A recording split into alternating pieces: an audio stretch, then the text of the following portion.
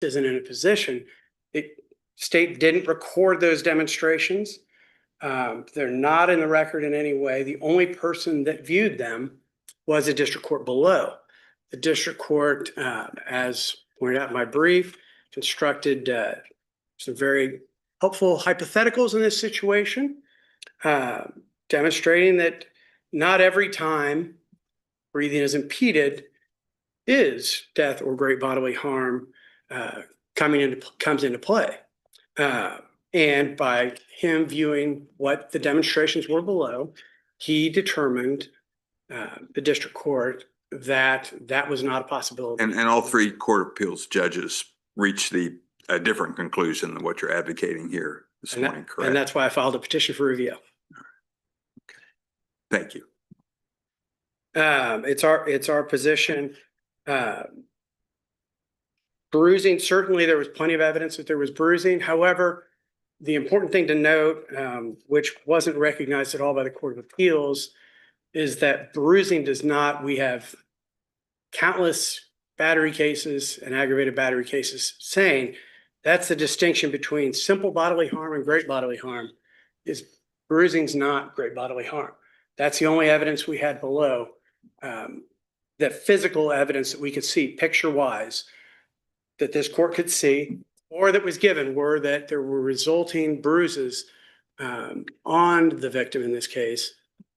And therefore, simple bruising itself does not rise to that level. And then the manner whereby it occurred, the only way we could see that, that the only person that saw that was. But wasn't there testimony that he stopped because he didn't want to kill his only son or choke him to death or something along those lines? Wasn't there testimony to that? That was what the witness testified. The 7-year-old said, I have 2 kids, and I can tell you when they were 7 years old, the perception of a 7-year-old is not guiding. That's why it was so important to have the demonstrations and that one could actually see what actually happened. And we have the evidence of the bruising, again, simple bodily harm. So I don't want to belabor this any more than necessary. The evidence is what it is, and the court will review and either agree with the Court of Appeals or myself. So with that, I want to move on to the second issue, which I suspect is the issue that the court might have some more questions on, which involves specifically the parental discipline defense, which is what the district court relied upon to dismiss the second count under A1A. And it's interesting in this case because as supplemental briefing, one of the main questions was there any evidence that this was anything other than punishment? And our position is no. All of the evidence was that this was punishment in this case. And it was corporal punishment. No question, this was physical punishment to the body of the victim. So we are in the realm of corporal punishment. Now, Mr. Ross believes, on the one hand, that the district court, you could just simply say, properly considered the affirmative defense of parental discipline.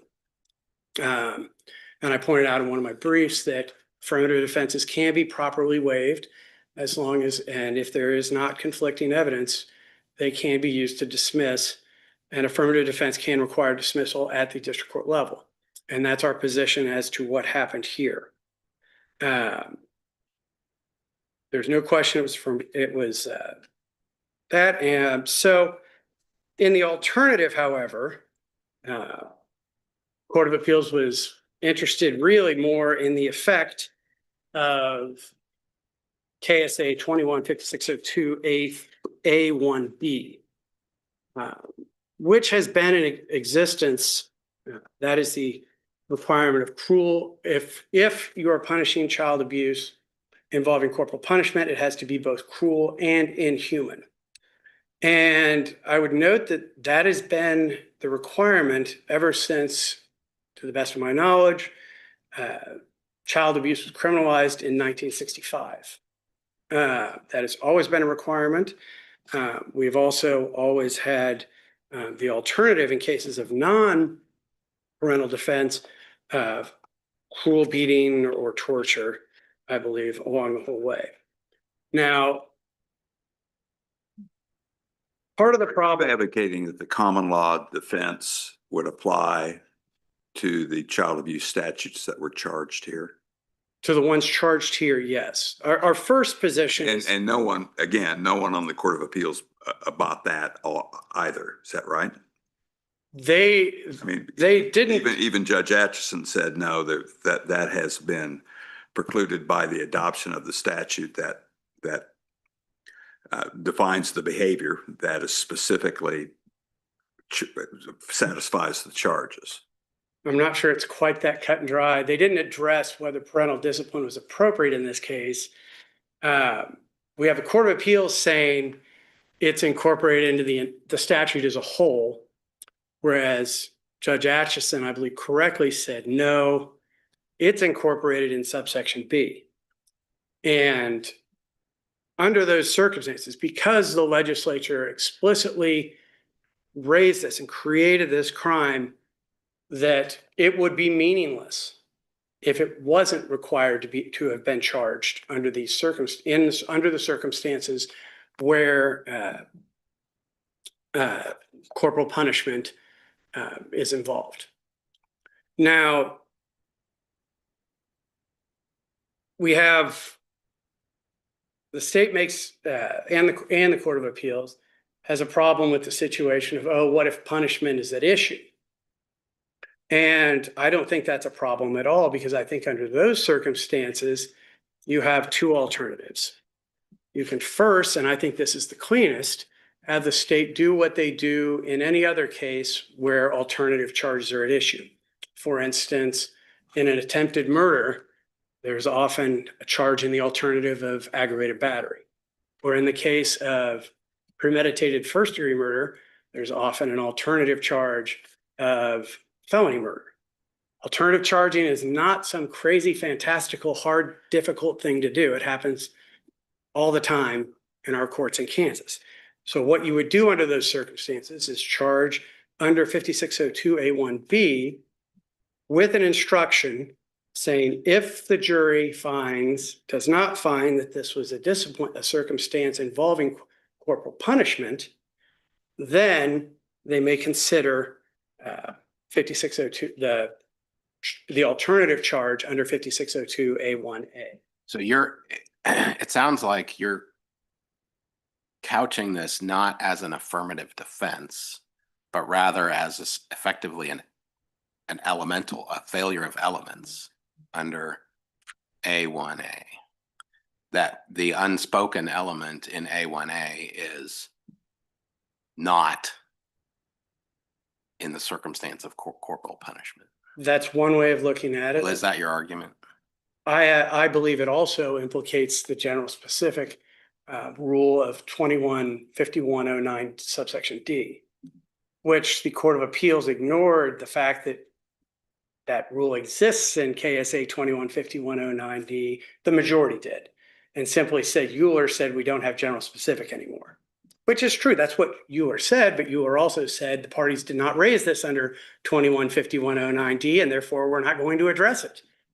It never said it. This Well, the court bottom never line said of, it did not exist. am I correct that the bottom line of your argument is that if it is undisputed that corporal punishment was being inflicted, a person can never be guilty under A1A? They have to be guilty under A1B. I don't think it's a matter of they have to be guilty. I think they have to be charged. Let me rephrase it. They could only be guilty under A1B.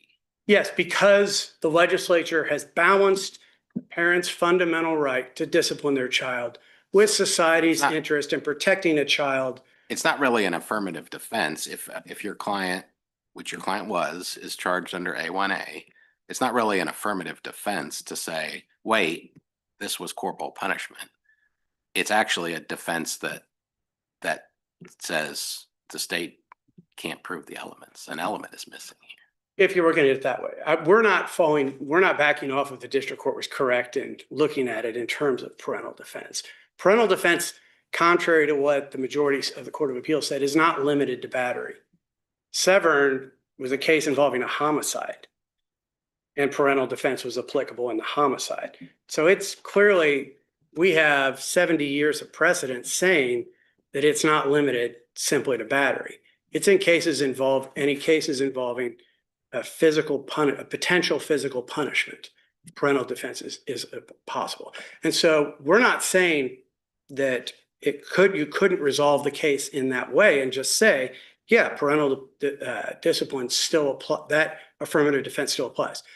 We're saying in the alternative, if this court wants to look at it a different way, and it's reasonable that the court could, because we've had this language again since 1965, and it has to mean something. The legislature, we presume that when the legislature creates something, they do it for a reason. And it makes perfect sense in this case. Ordinary things that might just simply, some people might be considered cruel. For example, I believe one of the cases cited the situation where, and I'm going to butcher the pronunciation, an emetic, ipecac syrup, if a child were to continually get into cookies. People might consider that cruel, but you're teaching a lesson that wouldn't be cruel and inhuman, rising to the level of cruel and inhuman punishment. So it could not be punished, which would recognize the parent's right to discipline their child versus things that a layperson or someone not acting in loco parentis would be able to do, or the layperson would not be able to do because they would be bound by A1A, whereas the parent does have the right to discipline their child using corporal punishment. So it's a defense outside of A1B. So if it's charged as A1A, subsection B sort of defines the nature of the defense if it's charged outside of those two corporal punishment provisions then? Yeah, I also think it might apply in the circumstance of A1A charged as torture, where you do something to a child that's not physical harm. For instance, there's been cases where a child's hands were bound or something like that, and it was charged as that. The traditional parental defense is that a moderate or reasonable amount of force may be applied. Again, we also urge the adoption of the model penal code's parental defense definition, which takes out the morality of it and just looks at whether or not it was punishment, because again, that solves a vagueness problem, because then we don't have to worry about how, frankly, I disagree with Mr. Ross's beliefs in this case, but there's a great number of people in Kansas and across the country that would agree that with his beliefs in this case. Did the district court err when it considered this at the preliminary hearing phase and not let it develop post preliminary hearing, kind of a pre-trial or at trial?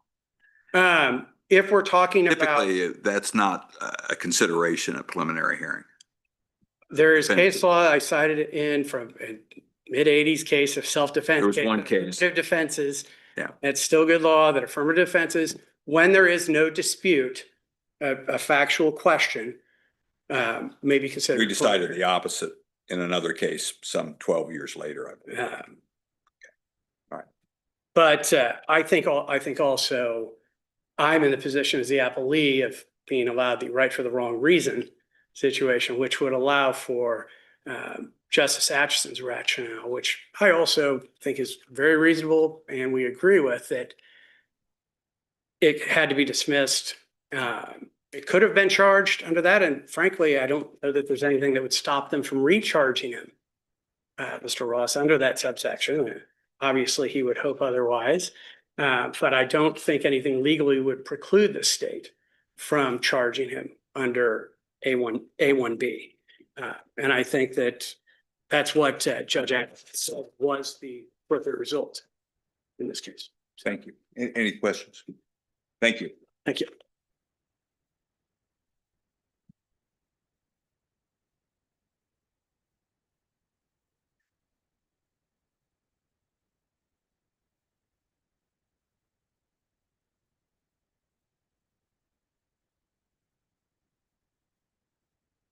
May it please the court, excuse me, Assistant District Attorney Chelsea Anderson on behalf of the state of Kansas.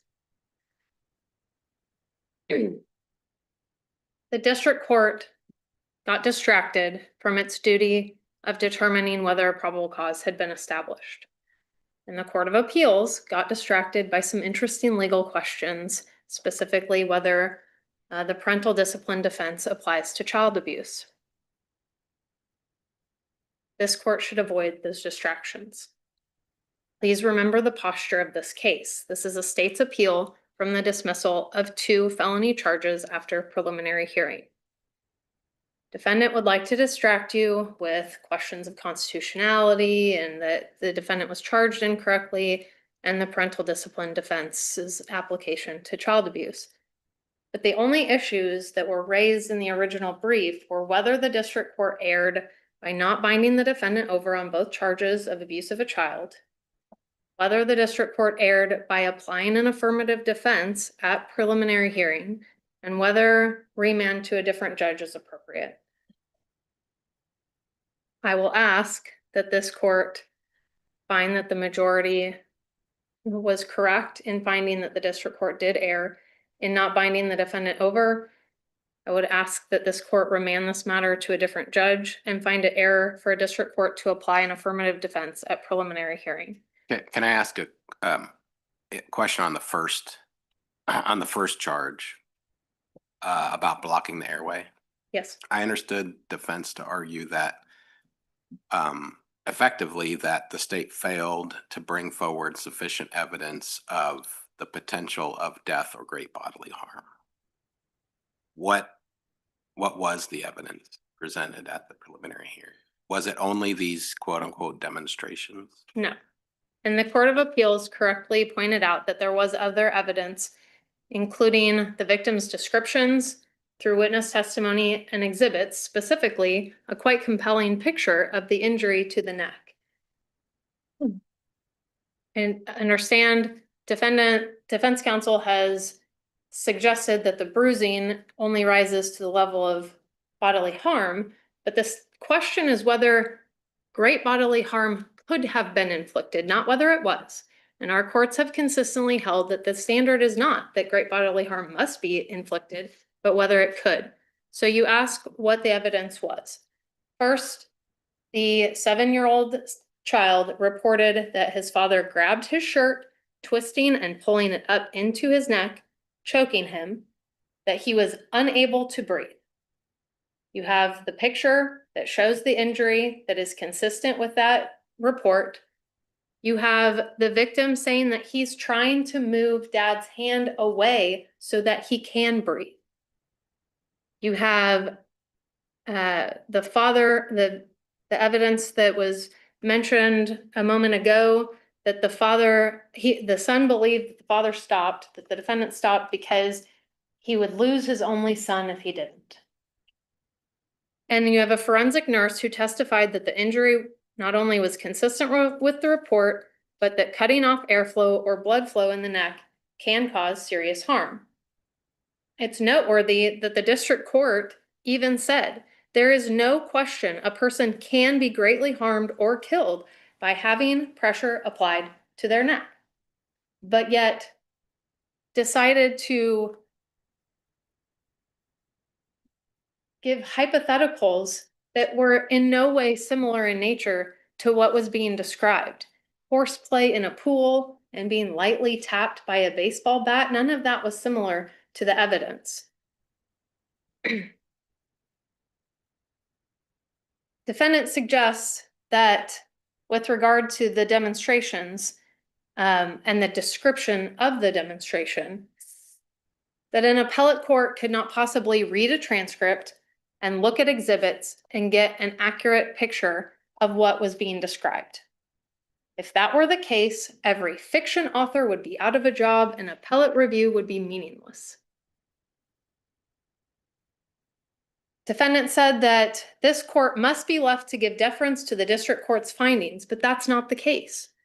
The standard of review is de novo to determine whether evidence was presented when viewed in the light most favorable to the state the evidence was sufficient to establish probable cause, and no deference is owed to the district court's findings.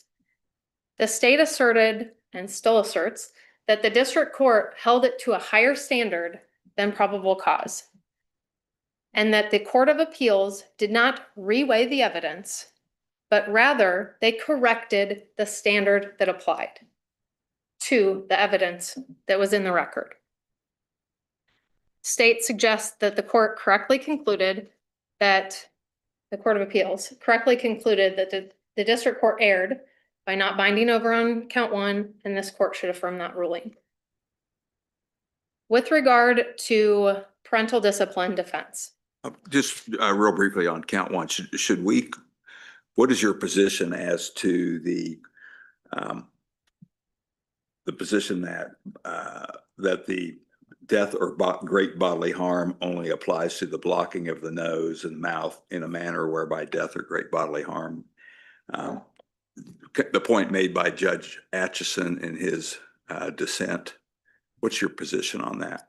Does death or great bodily harm modify only the blocking of the nose and mouth in a manner whereby, or does it go to the knowingly impeding cruel or breathing or circulation of the blood by applying pressure on the throat, neck, or chest of the child? I would suggest that the in a manner whereby language applies to all of the above.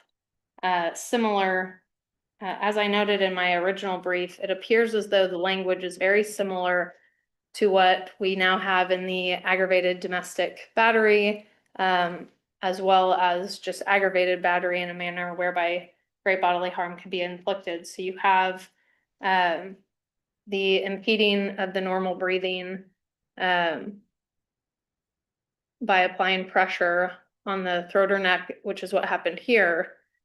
And then, I mean, you also have that in the aggravated domestic battery where the blocking of the nose or mouth can also be a way to get to aggravated domestic battery. I think that this court can look at that, the case law with regard to aggravated domestic battery and aggravated battery in a manner whereby and come to the conclusion that, I mean, I guess either way, the state sufficiently provided probable cause, whether you read into the need for the inner manner whereby to have been proved or not. Certainly, I think, again, by the district court's own statement, we did show that it certainly could have resulted in great bodily harm or death. Thank you. Moving to the parental discipline defense, while the state agrees with the majority that the defense does not apply to child abuse, as I noted in my cross petition, it's the state's position that the Court of Appeals did not address the state's primary argument, which was that it was error for the district court to apply the defense at preliminary hearing. And that was obviously mentioned by you, Justice Rosen. The reason that applying an affirmative defense at prelim is improper is because, as it did in this case, it in effect provides immunity from prosecution where none is provided in Kansas law. Additionally, it invades the province of the jury and is antithetical to the district court's duty at preliminary hearing to review the evidence in the light most favorable to the state and determine whether probable cause was established. In discussing the self-defense immunity statute, this court has said that if immunity and self-defense were the same, then there was no need to ever adopt a specific immunity statute. Furthermore, this court has said that immunity represents a far greater right than any encompassed by an affirmative defense, which may be asserted during trial, but cannot stop a prosecution altogether, which is what happened here. If the legislature wanted to provide immunity from prosecution to parents who discipline their children, they could have done so. They have not. Therefore, it was improper to apply the affirmative defense. What do you think of the defendant's argument about the way 5602 is structured with the subsection B that talks about cruel and inhuman corporal punishment? Does that somehow narrow subsection A to be only in circumstances where where it's not a corporal punishment situation? I don't believe so, Justice Stiegel, because there has never been a requirement to show that discipline was the basis, sorry, for the conduct. Yeah, it's definitely not in A1A. That just says knowingly, and I'll just use cruelly beating or cruelly striking. But B uses cruel and inhuman or inhumane corporal punishment. Is there a conflict between those two? I don't believe so. One, I think, well, as defense counsel noted, the statute since its inception has had both cruel beating and the cruel and inhuman corporal punishment. So if it's corporal punishment, does the state have to prove the inhuman element or not? I don't believe so. And part of that is because So with the exact same conduct, a person could be guilty under A1A and not guilty under A1B. potentially, Doesn't that just wipe B off the books essentially? well, not necessarily. I mean, the state often charges what it knows it can prove.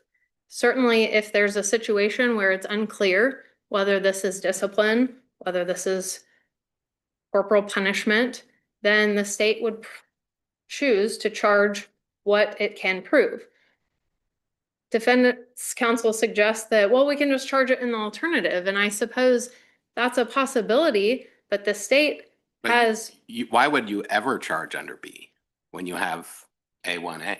well, certainly there have been cases that have used the corporal punishment aspect where there was no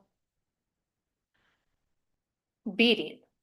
So in cases such as, I can't remember the name of the case, but there was a case where the child was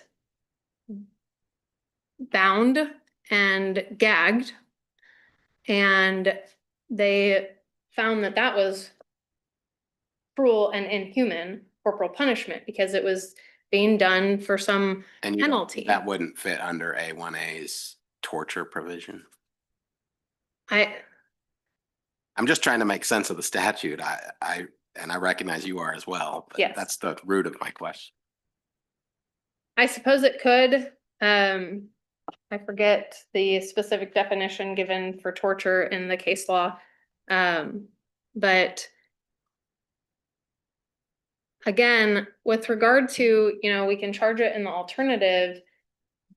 This, as I mentioned, I suppose, yes, maybe we would always choose the cruelly beating A1A where it's unclear, whether it's corporal punishment or done for some other reason.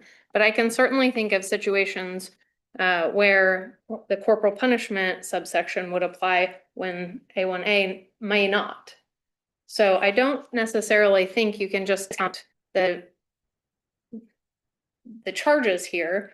And certainly with regard to, the state should have been required to charge alternatively. Well, as I noted, that would infringe on the role of the prosecutor, who has total discretion and unrestricted power in charging decisions. I see I'm running low on time. I'd like to quickly address my request to remand this to a different judge. I understand that that is an uncommon request. However, our courts have consistently remanded to a different judge where the lower court exhibits impartiality, a bias, or indicates the judge's mind is made up on a matter.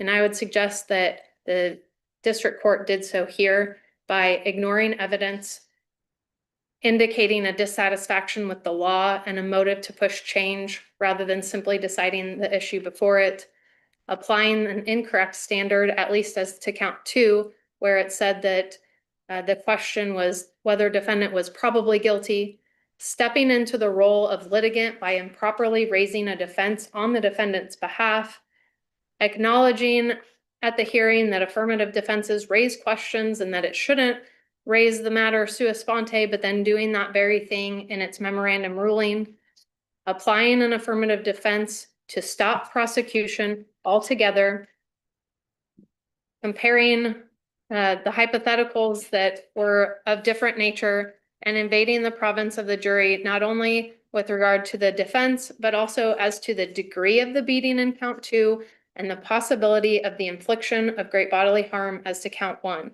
This court has previously remanded a case to a different judge, stating that a judge must avoid conduct that may reasonably be perceived as prejudiced or biased because a neutral and detached adjudicator is among the minimum requirements of due process. And the state, just as the defendant, is entitled to an impartial judge. And based on the totality of the district court's rulings and remarks, it appears that the lower court judge's mind is made up on this matter, and it is appropriate to remand this matter to a different judge. Unless Before the Court of Appeals, all you asked for was a new judge. You didn't articulate what you just did now. Is that right? I did at oral argument, but I did not in the opening brief. Thank you. Unless there are further questions, the state respectfully requests this court affirm the majority's findings that probable cause was established, find an error to apply an affirmative defense at preliminary hearing, and remand this matter for arraignment to a different judge. Thank you. Thank you very much. Mr. Dunn, you're reserved 3 minutes. I didn't have too much to add, but since we didn't talk about the state's request for remand, I figured I should probably address that now since the state raised that. Simply being ruled against is not a reason to remand for a different judge. And to the extent that the state is concerned about the district court sua sponte raising a novel legal theory, I would point the court to last Friday's published opinion in State v. Pennington by the Court of Appeals, where in that case, the district court raised the good faith exception, which was repeatedly objected to by the defense in that case. And the court had no problem with it there, quite frankly. And I think it does, when a judge sua sponte raises something, it does raise this potential specter of bias, obviously, because it seems like the judge shouldn't be doing that at all. But at the same time, the judge should not be forced to ignore the law at all, which is kind of how Pennington came out. And it is not a new thing for district court judges to bring up subjects. And it typically in the context of the state's favor, where these things are brought up. So I think it should fall on particularly deaf ears now that the state happened to be ruled against, and now they want an entirely different judge because this is evidence of bias. We believe it was evidence of the district court looking at the law and trying to reach the right result. Whether or not the district court was right or wrong, that's a different question, but I don't think that that inherently shows any sort of bias. I think pretty much everything was covered. The only thing I would point out, the other issue was the state stated that this was the district court's ruling was somehow creating a new form of immunity. And as I pointed out before, no, immunity is different. It's in my brief, I pointed this out. Immunity is a different standard. Immunity is different than a regular preliminary hearing, in as much as at an immunity hearing, there's no deference given to the state at all. The district court is in the role of the fact finder and has to do that. Otherwise, immunity wouldn't apply if you just said, oh, we look at everything in favor of the state. Every case would go to a jury. Immunity would be meaningless. That's why the district court in immunity situations gets to make their own factual findings without having to look at the evidence in the light most favorable to the state. Here, I'm not suggesting this. The district court wasn't suggesting it ever did this. The district court was saying, in light of all the evidence that there is, in a light most favorable to the state, parental discipline was applicable. So for those reasons, the reasons in our extensive briefing in this case, we would ask that this court reverse the Court of Appeals and remain with instructions to affirm the district. And affirm. Any other questions? Thank you, counsel. Thank you for your arguments this morning. Court will be in recess until 9 a.m. tomorrow morning.